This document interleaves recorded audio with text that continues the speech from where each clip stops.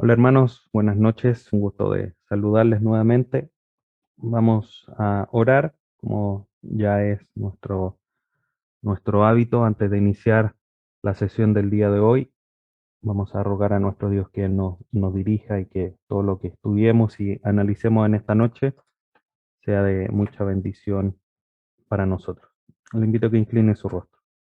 Padre Santo, vamos ante tu presencia agradecidos, Padre bendito, por este tiempo que nos das nuevamente, como todos los miércoles en la noche, de conectarnos para seguir estudiando de tu palabra. Te damos gracias por todo lo que hemos podido realizar durante este curso de membresía.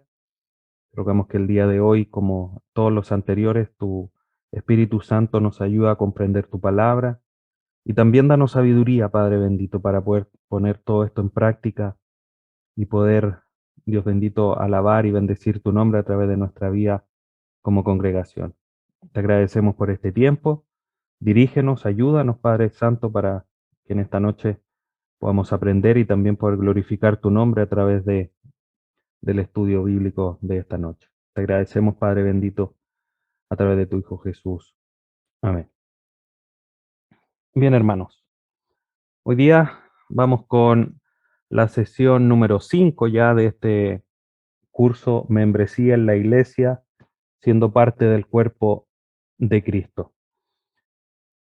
Para la introducción de hoy, quiero retomar un pasaje que leí en algún momento dentro de las sesiones anteriores para que vayamos uniendo, vayamos completando el puzzle, el rompecabezas de todo lo que hemos tratado y con las sesiones que nos faltan, aproximadamente dos más, además de la del día de hoy.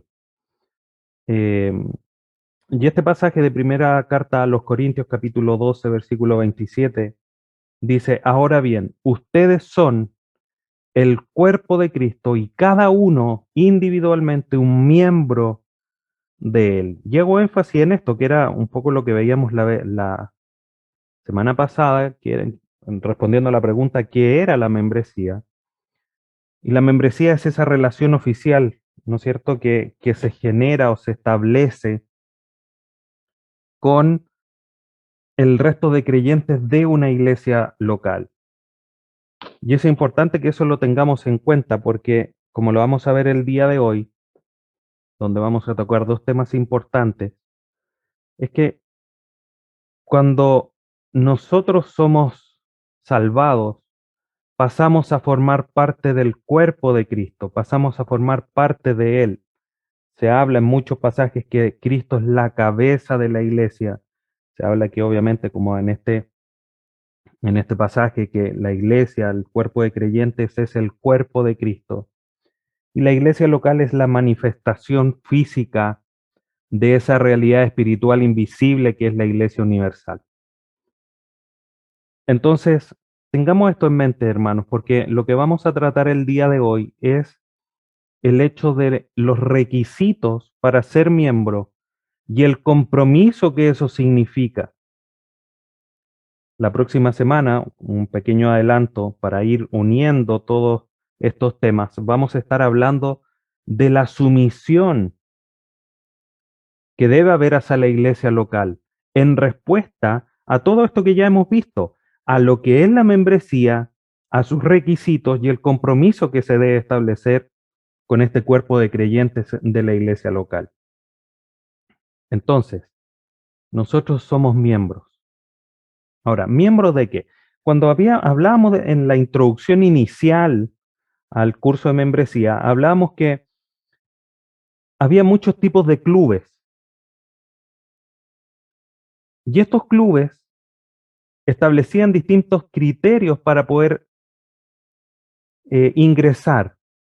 Por ejemplo, los clubes de golf, por ejemplo, de alta, por decirlo así, de alta gama o de personas importantes, hay que tener cierta cantidad de dinero, vestirse de cierta forma. Pero, ¿cuáles son los requisitos bíblicos para poder pasar a formar parte de la iglesia? lo hemos mencionado otras veces, la membresía no es una idea humana, no es un invento, no es algo que el hombre haya creado, es algo que está plasmado en las escrituras como también ya lo hemos mencionado en las sesiones anteriores. Entonces, lo primero que vamos a responder hoy día es cuáles son los requisitos de esta membresía. Membresía, que recuerdo, como lo acabo de mencionar, se define como esta relación oficial, esta relación concreta, esta relación entre gente adulta, entre gente responsable, obviamente miembros del cuerpo de Cristo, manifestado en la iglesia local, por supuesto. Entonces, quiero llevarlos a una pregunta, tal cual como la clase anterior. Hablábamos de dos personas que estaban en iglesias distintas. A una yo le podía, nos hacíamos la pregunta, si podía ejercer disciplina a una persona que no era miembro y a otra que sí era miembro. Y hablábamos de esa autoridad eclesial que nos da las escrituras a través de el reconocimiento de una persona, si es creyente. Obviamente la seguridad completa solamente la tiene Dios, pero el cuerpo de creyentes puede de alguna manera comprender si esa persona es creyente o no a través de sus frutos, a través también de la imposición de la disciplina y también a través de la formación del discipulado. Esos tres grandes lo veíamos en tres versículos que eran lo que manifestaba o lo que representaba en las escrituras esa autoridad eclesial que tiene la iglesia local. Esta pregunta, ¿debe aplicar la disciplina eclesiástica a las personas que no son miembros de nuestra iglesia? Se le hicieron a un pastor que quizás por nombre ustedes no lo ubican, pero que en el ámbito de los teólogos es muy conocido, James Adam, y se le preguntó a él, está en una conferencia, y él respondió de la siguiente manera. Ustedes saben que no me gusta eh, hacer citas muy extensas. Hoy día me voy a dar algunas licencias al respecto porque creo que son importantes. Entonces, frente a esta pregunta, ¿debemos aplicar la disciplina eclesiástica a las personas que no son miembros de nuestra iglesia? James J. Adams respondió lo siguiente. No, por supuesto que no, respondió James Adams en su inimitable estilo de firmeza afectuosa. Continuó diciendo, la disciplina de la iglesia es solo para creyentes. Un estruendo inquisitivo atravesó la sala, así que se explicó más detalladamente. Hago una pausa. Él estaba en medio de una conferencia o un seminario donde había pastores donde la mayoría no tenía una aplicación de la membresía en sus iglesias. Por lo tanto, esta afirmación que él hace de que la disciplina de la iglesia es solo para creyentes generó este estruendo, oh, pero ¿cómo puede opinar eso? A lo que él se explica frente a esa reacción de las personas que estaban en ese lugar y dice lo siguiente, las personas que no son miembros de una iglesia deberían ser tratadas como no creyentes, porque ellos se están tratando a sí mismos como no creyentes. Y esto está en relación, hermanos, con la realidad que vemos en las escrituras y que ya mencionamos ahí en la sesión 3, si no mal recuerdo. Vimos los principios bíblicos respecto de la membresía. Y cada vez que en la iglesia primitiva, ahí en el libro de Hechos, cada vez que se hacía alusión de que el número crecía, de que se agregaban a la iglesia, era posterior a la realidad de que se les había predicado, de que creían en el Señor Jesús, hacían una proclamación de fe, eran bautizados y eran añadidos a la iglesia. Por lo tanto, arraigado o ahí unido a la realidad de ser miembro está la realidad de ser creyente. Por lo tanto, alguien que no quiera ser miembro de la iglesia debe ser tratado como uno.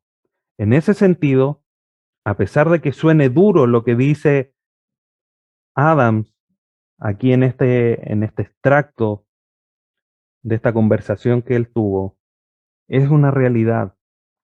Alguien que cree en el Señor Jesús, que nace de nuevo, que es una nueva criatura, forma parte de la Iglesia Universal Invisible y por lo tanto su vida debe manifestar la realidad de comprometerse, que es algo que vamos a revisar más adelante, con la iglesia local.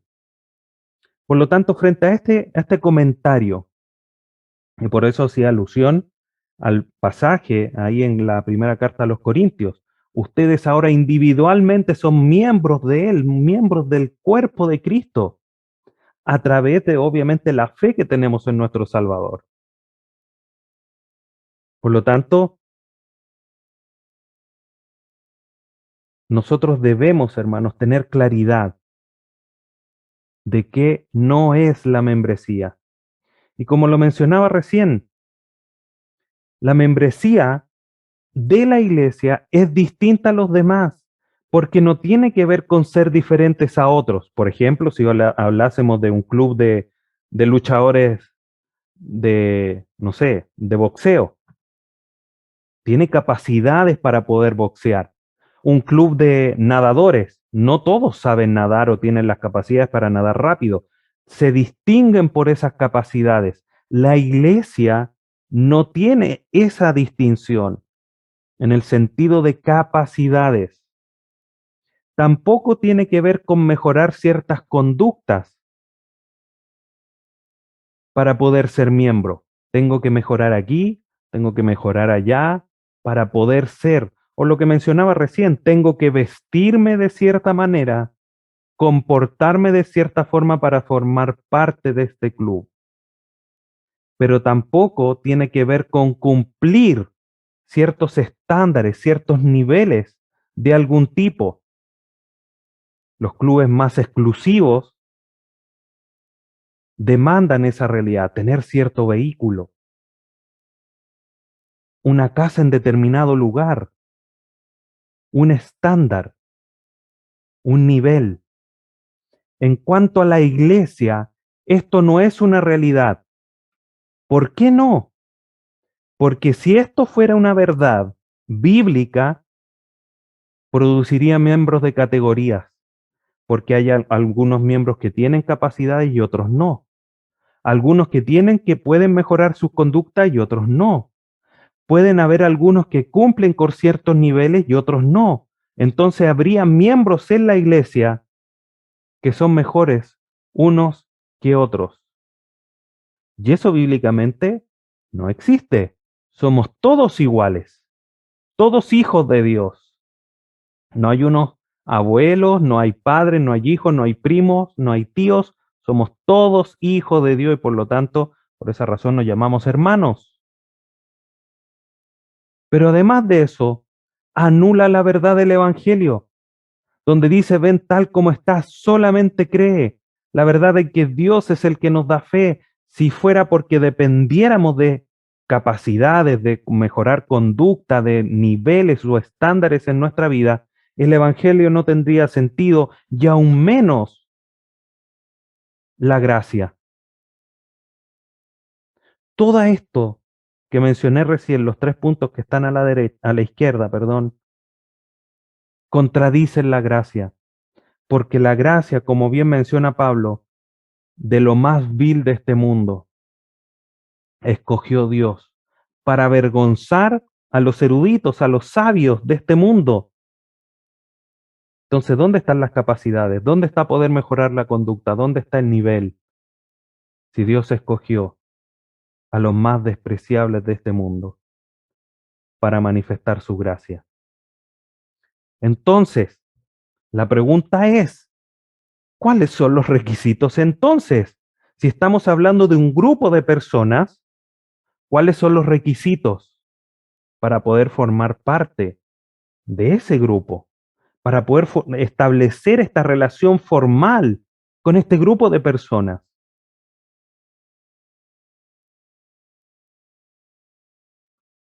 Entonces nos podríamos plantear la siguiente pregunta. ¿Quiénes pueden acceder a la membresía? Y la respuesta bíblica sencilla, pero no menos importante, es los cristianos. Solo los cristianos, obviamente hablando de cristianos verdaderos, no solamente que se eh, titulen de esa forma. En algún momento la palabra cristiano empezó a hablar o a hacer alusión a personas humanas, una redundancia ahí, a humanos. No, cristianos en el sentido bíblico de que son imitadores de Jesús, que lo siguen, que lo aman, que han entregado su vida a Él, que tienen fe, que se han arrepentido y que han manifestado de una manera pública esa fe en el Señor Jesús. Por lo tanto, los cristianos, para poder llegar a ser cristianos, generalmente hacen tres cosas en términos bien generales. Primero, tienen fe. Segundo, arrepentimiento, que va, como lo estudiamos en algún momento, la fe y el arrepentimiento son las dos caras de una misma moneda, y el bautismo. Estos tres hermanos, estos tres elementos, hermanos, son los requisitos para la membresía. No hay otros. Nosotros no podemos establecer otros requisitos porque la Biblia no establece otros requisitos más que haber creído en el Señor Jesús, arrepentirse y manifestar de manera pública esa fe que se proclama en el Salvador. Estos son los requisitos, hermanos. No hay más. De esto se desprenden compromisos, se desprenden puntos donde el creyente, el miembro de la iglesia, se somete a la iglesia, pero son resultados de su membresía que resulta de su fe, su arrepentimiento y su bautismo. Nada más que eso. Vamos a hacer una pequeña revisión de estos tres elementos. Primero, la fe. La fe es el puntapié inicial para ser miembro de la iglesia y eso confirma esa profesión de fe de la persona. Ahí en el discurso de Pedro en Hechos, dice, crean en el Señor Jesús y bautícense. Está implícito ahí obviamente la fe como inicio para poder ser miembro de una iglesia local. Ahora, en muchas iglesias, hermanos, para mantener un orden, se utilizan las declaraciones de fe. Las declaraciones de fe son un documento, una declaración, como bien dice su nombre, una manifestación de las cosas que se creen, de las cosas importantes. Porque, por ejemplo, hay otras religiones que también dice tener fe, pero es importante porque no es lo mismo ser un creyente en una iglesia de los testigos de Jehová a ser creyente en una iglesia cristiana o de la iglesia católica con una iglesia protestante. No es lo mismo. Por lo tanto, por eso hablo de mantener un orden. Se utilizan estos documentos donde dice, nosotros con respecto a la Biblia creemos esto, con respecto a Dios creemos esto, con respecto al pecado creemos esto, etcétera, etcétera. De esta manera se guarda este orden para que todas las personas que estén en ese lugar crean lo mismo.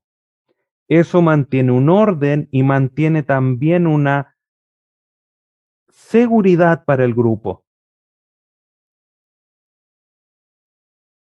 Vamos a revisar rápidamente los pasajes que ustedes ven ahí. Juan 1:12 dice, para que todos los que en él creen tengan la potestad, o les dio la potestad, mejor dicho, de ser llamados hijos de Dios.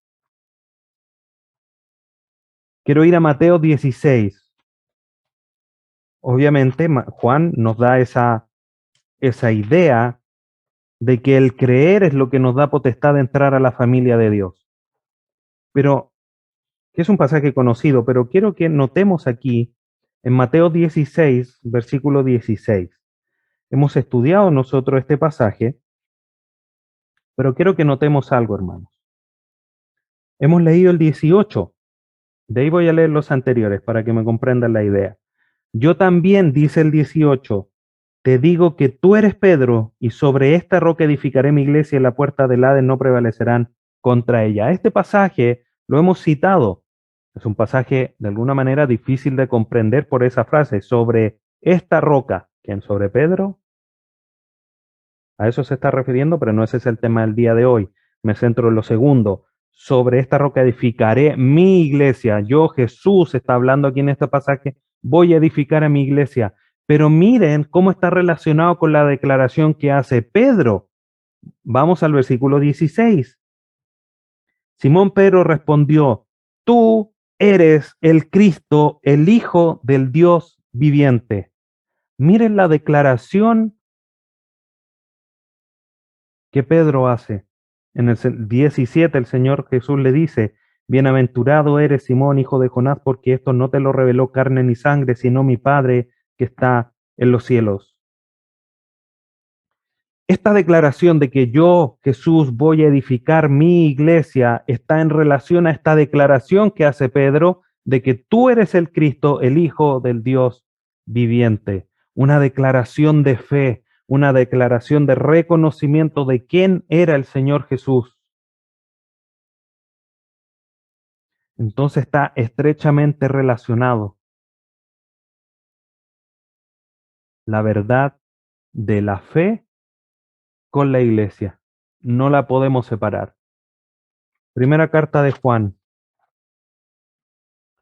capítulo 4, versículos del 1 al 3. Amados, dice Juan, no crean a todo espíritu, sino prueben los espíritus para ver si son de Dios, porque muchos falsos profetas han salido al mundo. En esto ustedes conocen al Espíritu de Dios. Todo espíritu que confiesa que Jesucristo ha venido en carne es de Dios. Y todo espíritu que no confiesa a Jesús no es de Dios. Y este es el espíritu del anticristo del cual ustedes han oído que viene y que ahora ya está en el mundo. Miren la importancia que le da la declaración real de que Jesús vino, de que Jesús, hay una declaración de fe, no solamente una declaración, sino que el hecho de creer en Jesús. Hay varios pasajes más, hermanos, pero solo tomé estos tres para realzar esta idea de la fe, que no la podemos separar de la iglesia. Aquí Juan, en este pasaje que acabamos de leer, está hablando a la iglesia, le está hablando a hermanos. Entonces, cuando ustedes tengan a alguien que dice que Jesús no es Dios, que no ha venido en carne, deséchenlo. Ese es el espíritu del anticristo. Por eso es necesario esta declaración de fe. Aquí es como que Juan estuviese diciendo, miren, nuestra iglesia cree que Jesucristo es Dios y que vino en carne. Hay iglesias que no creen eso, que se llaman iglesias, pero bíblicamente no lo son, porque los que dicen que Jesús no vino en carne son el espíritu del anticristo.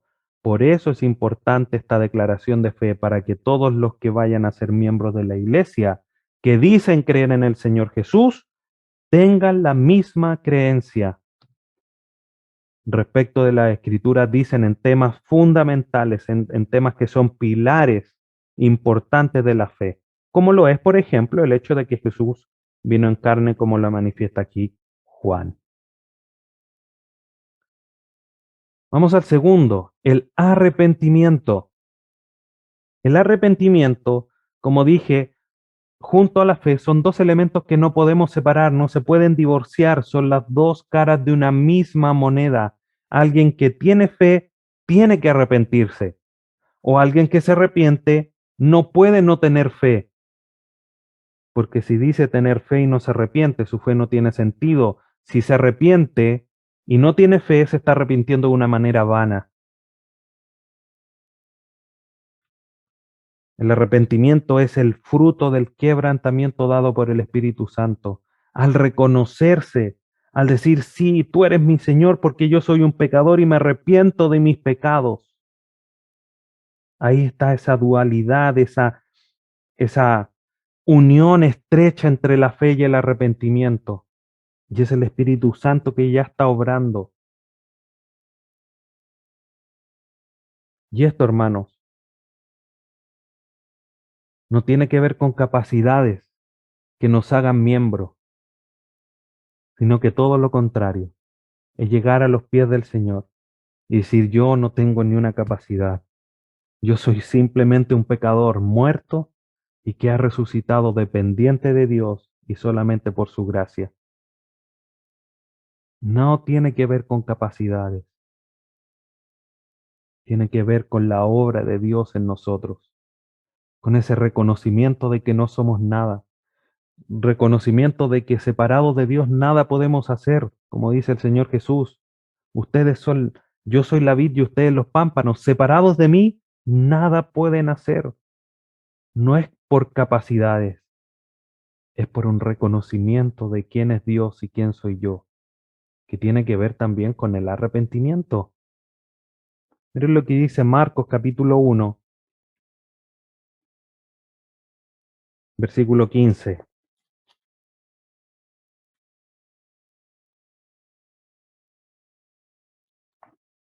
Marcos 1, 15. El tiempo se ha cumplido, decía, y el reino de Dios se ha acercado. Arrepiéntanse y crean en el Evangelio. Jesús, en sus primeros pasos, en sus primeros sermones, mensajes, decía esto: arrepiéntanse y crean en el Evangelio. Arrepentimiento y fe van de la mano, no se pueden separar. Y cuando alguien tiene fe y se arrepiente, ¿cuál es el mandato que nos da Mateo 28? Ir y predicar el Evangelio a toda criatura, a todas las naciones, enseñándoles que guarden todas las cosas que yo les he mandado, bautizándose en el nombre del Padre, del Hijo. Ahí está esta relación, estos requisitos manifestados en ese pasaje que es conocido como la Gran Comisión. Creer, bautizarse y aprender lo que Dios enseña. La fe debe llevar, hermanos, al tercer requisito de la membresía, al bautismo. Porque el bautismo es ese testimonio público de la fe, es esa manifestación, esa proclamación de que yo me identifico con el Señor Jesús y que es símbolo de que yo muero y nazco como una nueva criatura depositando mi fe. Y citando a Pablo ahí en Gálatas 2:20, ya no vivo yo, sino que Cristo vive en mí. Y lo que ahora vivo, lo vivo en la fe del Hijo de Dios que se entregó y murió por mí. El bautismo es la proclamación de esa fe. Es mi identificación con aquel que murió por mí en la cruz. Si alguien no se quiere bautizar, es porque no tiene una fe genuina. Es incongruente que un creyente que nace de nuevo no se quiera bautizar. O alguien que se quiera bautizar sin manifestar la realidad de que cree en el Señor Jesús. El bautismo, hermanos, no salva, pero sí es una manifestación pública que me identifica con quien me salvó. y es de alguna manera ese reconocimiento oficial de quienes forman parte de la membresía. Vamos a revisar estos pasajes. Hechos, capítulo 2, versículo 38. Es pasaje que mencionaba hace un momento atrás, donde Pedro les dice, entonces Pedro les dijo, arrepiéntanse y sean bautizados cada uno de ustedes en el nombre de Jesucristo para perdón de sus pecados y recibirán el don del Espíritu Santo. Romanos 6:4, para confirmar lo que acabo de mencionar respecto del bautismo. Romanos 6:4 dice lo siguiente: por tanto, hemos sido sepultados con él por medio del bautismo para muerte, a fin de que como Cristo resucitó de entre los muertos por la gloria del Padre, así también vosotros andemos en novedad de vida, en una vida nueva. Eso se genera a través de la fe y el nuevo nacimiento, pero el bautismo es la manifestación visible, física, de ese nuevo nacimiento. Y finalmente Mateo 28, que lo cité, pero vamos a leerlo para que quede la idea aún más clara. Mateo 28:19 dice, vayan pues y hagan discípulos de todas las naciones, bautizándolos en el nombre del Padre, del Hijo y del Espíritu Santo. El bautismo es esta última etapa, por decirlo así, es el último paso para reconocer a alguien como miembro de la iglesia. Este reconocimiento de la iglesia no lo hace el liderazgo, sino que lo hace la iglesia completa. Por eso es importante, hermanos, que el bautismo se haga frente a la iglesia, a la congregación, porque son ellos los que dan fe de que una persona que ha llegado a la iglesia es un creyente. No es solo el pastor o el grupo de ancianos o de pastores. Ellos juegan un papel, obviamente, eh, importante como la autoridad que Dios ha levantado en la iglesia, pero la autoridad de reconocer si alguien es creyente o no es de la iglesia. No es algo exclusivo del liderazgo. Por lo tanto, si la iglesia dice sí, él es un hermano, tiene un comportamiento como hijo de Dios, se bautiza. Y cuando los hermanos ven que él se bautiza, dicen, él es un verdadero hijo de Dios, está reconociendo su vida, es una realidad conforme a lo que él está manifestando públicamente a través del bautismo. Estos son los requisitos, hermanos. No hay más. Pero no porque sean esto, quizá, hoy tan sencillo, yo pensé que había más. Esto es de real importancia porque finalmente que esto suceda depende solamente de Dios. La iglesia lo reconoce de una manera externa, pero es Dios el que hace todo esto, porque es el Señor quien agregaba a la iglesia los que habrían de ser salvos. No el pastor, no la iglesia solamente reconoce. El pastor con la autoridad que se le ha entregado bautiza en el nombre del Padre, el Hijo y el Espíritu Santo. Y alguien cuando manifiesta fe, se arrepiente, que los dos van muy de la mano y ocurren de manera simultánea, y se manifiesta en el bautismo, reconocemos a aquella persona, aquel hermano como miembro de la iglesia.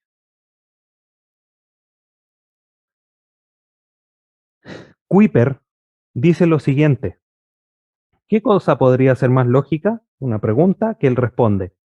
El que cree en Cristo se une a Cristo. La fe le une a Cristo. Ahora es miembro del cuerpo de Cristo, que es la iglesia invisible, dice él. Ahora bien, la iglesia visible es solo la manifestación externa de la iglesia invisible. Cada miembro de la iglesia invisible debería, por supuesto, ser miembro de la iglesia visible. Suena casi como un trabalenguas, pero es lo que he venido mencionando. Si hay un miembro de la iglesia invisible, porque Dios lo escogió, porque creyó, Dios le dio la fe, esa persona, ese hermano, tiene que ser miembro de la iglesia visible. No hay cosa más lógica que esa. Dicho en otras palabras, citando aquí a R.B. Kuiper. Entonces, por eso lo mencioné y recuerdo esa imagen que ponía, creo en Dios, pero no en la iglesia. O sea, creo en la cabeza, pero no en el cuerpo. Es incongruente. Alguien que cree en la cabeza quiere formar parte del cuerpo. Y es casi una responsabilidad. Ahora, esto de ser miembro, hermanos, esto no es liviano. Y por eso lo mencioné en algún momento. Muchas veces nosotros tomamos responsabilidades en otros grupos y que respetamos mucho más que las responsabilidades que nos tocan en la iglesia de Dios. Y por eso hablé en su momento de la importancia de la iglesia local como base para hablar de lo que es el compromiso de la membresía, que es algo que nosotros debemos comprender profundamente, hermanos. Porque no es congruente decir soy miembro de la iglesia, pero no manifiesto ningún compromiso con ella. No es lo que las escrituras nos enseñan. La membresía lleva consigo un compromiso. Y esto no es idea de algún hombre, esto no es idea mía, esto es lo que la palabra de Dios manifiesta. La Biblia, hermanos, la Biblia, la palabra de Dios, demanda que todo creyente debe estar involucrado en la vida de los otros creyentes de una iglesia local. Ese involucrado, obviamente, es una involucración, no sé si existe esa palabra. El involucrarse con otros hermanos, obviamente, es algo sano. No tiene que ver con chismes, no tiene que ver con controlar la vida de los otros. Tiene que ver con los mandatos los unos a los otros que ya estudiamos y que les recomiendo que en medio de todo este estudio sería bueno que pudiesen repasar, porque ahora les va a tener mucho más sentido frente a la realidad de la membresía. Miren lo que dice el libro de Hebreos, cómo es que el autor aquí, inspirado por el Espíritu Santo, Hebreos 10, lo que manifiesta. Miren, Hebreos 10, 24 y 25. Dice, consideremos cómo estimularnos unos a otros al amor y a las buenas obras. Noten cómo está este mandato. Aquí solamente se menciona uno, hay muchos unos a los otros. Pero mire cómo se involucra aquí este mandato. Consideremos, busquemos cómo estimularnos unos a otros al amor y a las buenas obras. 25. No dejando de congregarnos, como algunos tienen por costumbre, sino exhortándonos unos a otros y mucho más al ver que el día se acerca. ¿Notan, hermanos, cómo en medio de un mandato de estimularnos unos a otros, de exhortarnos unos a otros, el Espíritu Santo nos está diciendo no dejen de congregarse? ¿Por qué? Porque los mandatos los unos a los otros están dentro del contexto de la iglesia local y están dados para que la iglesia local llegue a ser lo que Dios quiere que llegue a ser.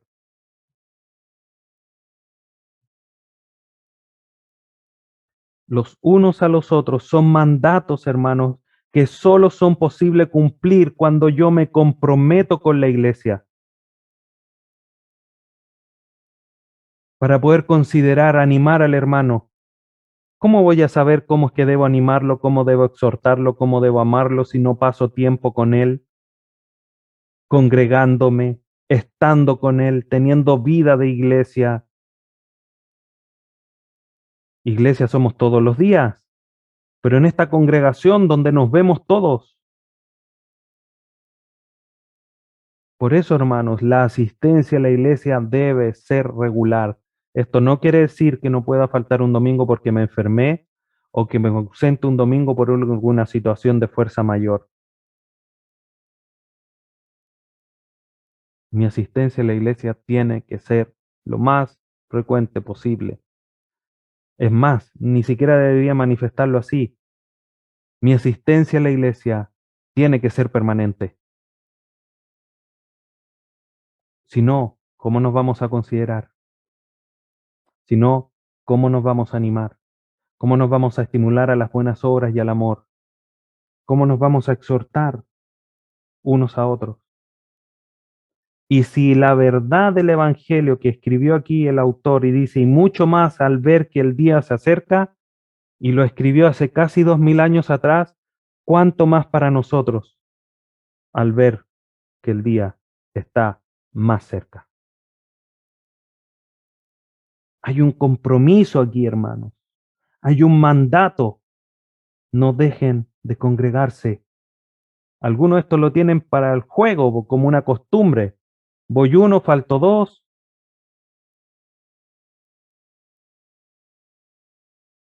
Distinto es cuando hay citaciones de hermanos que trabajan con turnos y no pueden el día domingo. Lo importante es que aquel día domingo que tienen libre no falten a la iglesia. Eso manifiesta compromiso. Pero aquellos que no tienen turno el domingo deben estar. Espero que me estén entendiendo, hermanos. No quiero aquí sonar fariseico o poco bondadoso, pero la asistencia a la iglesia tiene que ser, como lo mencionamos en su momento, nuestra vida cristiana tiene que rondar, tiene que estar centrada en la vida de iglesia. Por eso hablamos en su momento de la importancia de la iglesia local. Todos los temas tienen su punto y fueron pensados en esa manera, hermanos. Cuando se habló del compromiso, la importancia, mejor dicho, la importancia de la iglesia local, era porque íbamos a hablar del compromiso. Y este compromiso no solamente es porque un mandato de Dios, porque la iglesia es importante. Entonces no basta con ser parte de la iglesia universal. Se debe tener un compromiso con la iglesia local. La mayor parte de las veces que se menciona la iglesia es en el contexto de la iglesia local, no de la iglesia universal. Hechos 2:47 dice lo siguiente: alabando a Dios y hallando favor con todo el pueblo. Leo del 46 para leer bien la idea. Día tras día continuaban unánimes en el templo y partiendo el pan en los hogares, comían junto con alegría y sencillez de corazón. 47. Alabando a Dios y hallando favor con todo el pueblo. Miren el contexto.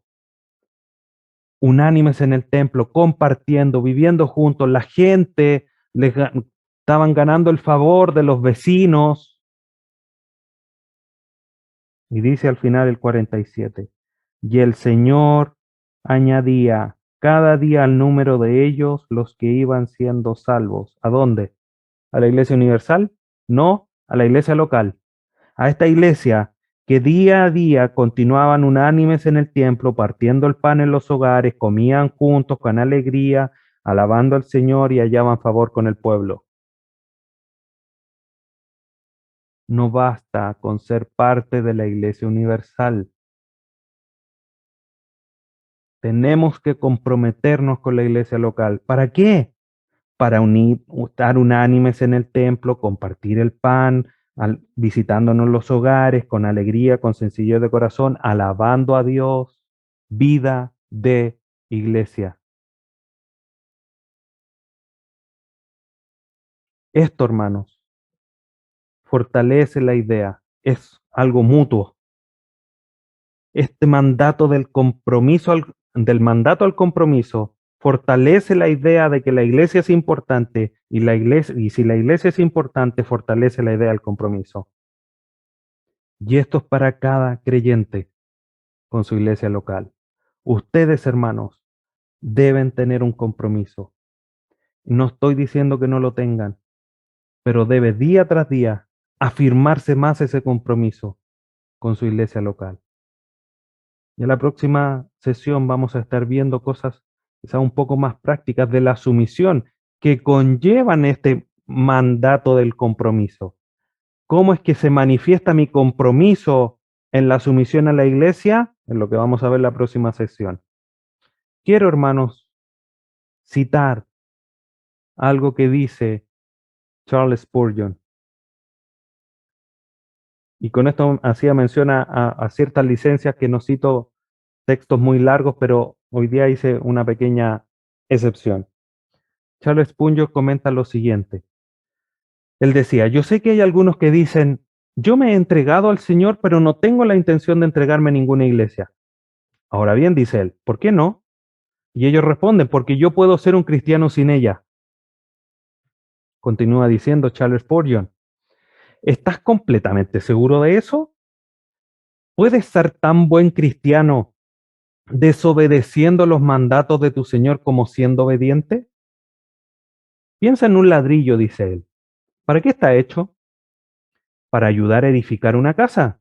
No tienes ningún sentido que ese ladrillo te diga que es un ladrillo tan bueno mientras que está dando vueltas por ahí como cuando está en la casa. Es un ladrillo bueno para nada. Asimismo, vosotros cristianos que andáis de acá para allá, yo no creo que estéis cumpliendo con vuestro propósito. Estáis viviendo contrariamente a la vida que Cristo quiere que viváis y sois responsables del daño que hacéis. Fuertes palabras, pero que manifiestan lo que las escrituras dicen. Un cristiano que no se compromete es un cristiano que no está cumpliendo con las demandas de Dios. Es un cristiano, si es que es cristiano, que está desobedeciendo a Dios. Un cristiano que está haciendo daño porque no está cumpliendo con los mandatos los unos a los otros. Por lo tanto, hermanos, para ir concluyendo, ¿qué resumimos? ¿Qué concluimos de todo lo que hemos visto el día de hoy? Primero, la membresía es solo para creyentes. Por eso no es llegar y aceptar a alguien en la iglesia. Si alguien llega, se debe, a través de sus hechos, sus acciones, verificar lo que él manifiesta con su boca. Y eso obviamente también tiene que terminar en el bautismo, pensando en nuevos creyentes.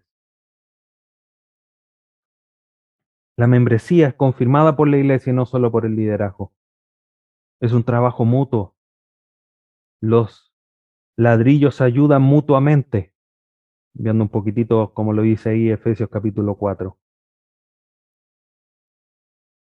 La membresía, tercer punto, involucra compromiso y también sometimiento, que es lo que vamos a ver como ya lo he mencionado varias veces. La membresía no contradice la gracia en el Evangelio, hermanos. No creamos que el hecho de que se esté imponiendo esto como que hay que cumplir requisitos para poder estar en la iglesia, estemos contradiciendo el Evangelio. No, y por eso hice clara alusión a eso en la sesión del día de hoy.